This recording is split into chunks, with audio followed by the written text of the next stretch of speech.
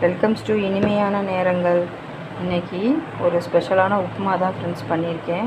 இந்த உப்புமா வந்து ரவை வித் அரிசி, பச்சரிசி கலந்து இந்த உப்புமா பண்ணியிருக்கேன். அது செம்ம டேஸ்ட்டாக இருக்கும். நம்ம எப்போயுமே வந்து ரவை உப்புமா தானே செய்வோம், சேமியா உப்புமா சாப்பிட்டுட்ருக்கோம். இதில் கொஞ்சம் பச்சரிசியை நம்ம வந்து லைட்டாக ஃப்ரை பண்ணி பவுட்ரு பண்ணிக்கிறணும்.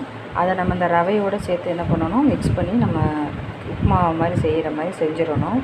செம்ம டேஸ்ட்டாக இருக்கும் ஃப்ரெண்ட்ஸ். நீங்கள் ட்ரை பண்ணி பாருங்கள். இது வந்து அரிசி உப்புமாவா ரவை உப்புமாவா அப்படிங்கிற ஒரு ரெண்டுமே உங்களுக்கு கன்ஃபியூஷனாக இருக்கும். இது ஒரு தனி டேஸ்ட்டாக கிடைக்கும் ஃப்ரெண்ட்ஸ்.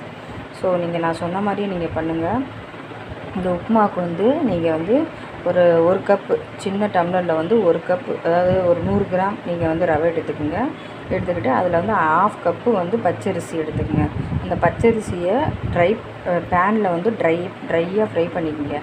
ஆற விட்டு மிக்சியில் அரைச்சிக்கோங்க, கிரைண்ட் பண்ணிக்கோங்க.